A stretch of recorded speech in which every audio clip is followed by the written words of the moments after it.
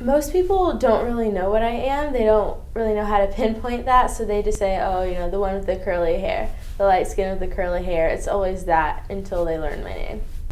I think that a lot of times people will look at me and just assume that I am Asian, and a lot of times I think that my white and black identities are sort of erased just because I look predominantly Asian.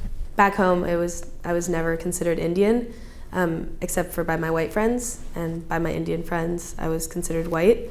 So others usually just see me as both or see me as nothing, but I'm never seen as one of them.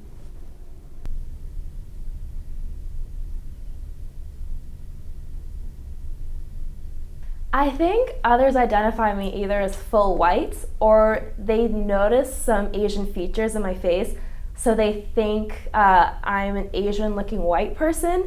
They never really ask me because I guess it's a touchy subject. I think people tend to be confused what to identify me as. I've gotten Indian, I've gotten Middle Eastern. Maybe you are black and white, maybe you're something else, maybe Indian, Native American maybe. I'm not sure, but a lot of times I never get like, you're multiracial or you're mixed. There have been times where I feel like almost like a fun game to play. So like I have this one friend that will introduce me and say, guess what she is, and have people try to guess sort of my different identities and the percentages that they come in. You're not allowed to check both. I never know which one to check. And I always get nervous that people will tell me I checked it wrong. I remember in elementary school I checked white once and they told me that was the wrong answer. And so I went back and I checked Asian, which is true, but I'm only allowed to really identify with one side. I would say it definitely rubs me the wrong way. It's asking me to choose to identify only as one part of myself, so it's limiting. I feel like you're telling the person to discard one of their identities, and it's kind of hard, especially when it's both your parents. It's like, what do you choose with? Like, if you choose to side with one side, are you disregarding the other? Are you ignoring the other? I think there's this sense of you don't belong in any country. And so if you don't belong in your home country, where do you belong really? I knew that I was Hispanic, but I didn't fully connect with the culture just because they didn't fully embrace me in. So it was definitely a struggle trying to figure out where I fit in because I wasn't fully white either.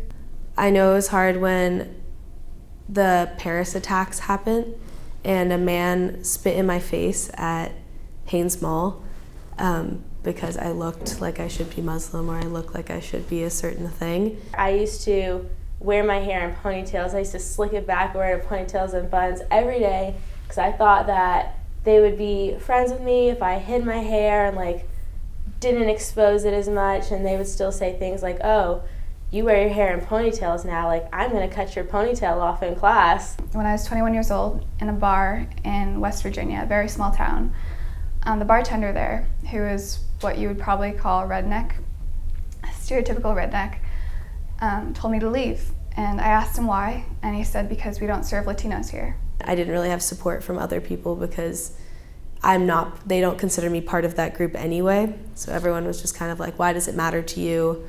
Why does it hurt when these things happen? I hope in the future that this connotation with multiracial people will disappear. So it's oh, you're multiracial, great, and end of story there. And I really do wish we move away from this exoticness that is often tied with multiracial people. I would say that being multiracial is such a great thing because you have so many different cultures in your family and you're able to be kind of in the middle and kind of bridge gaps between different races because you're kind of the middle ground. The experience of a multiracial person doesn't have to fit a mold. It doesn't have to be what people tell you it should be. It should be your experience, and whatever you're doing as a multiracial person is a multiracial experience. I'm just so proud, and I feel really lucky to have been exposed to two different cultures at once, and I think that gives me a very unique perspective on life. Nowadays, so many people are biracial and multiracial and so many different ethnicities, and I think that people need to acknowledge that and accept that and not try to simply put me and other multiracial people into a box because it's too hard for people's brains to comprehend. It's too much to think about. I think that you should embrace it because it's just bringing more and more people together instead of isolating them. You can identify yourself however you want to, and no one else has the right to identify you as something else.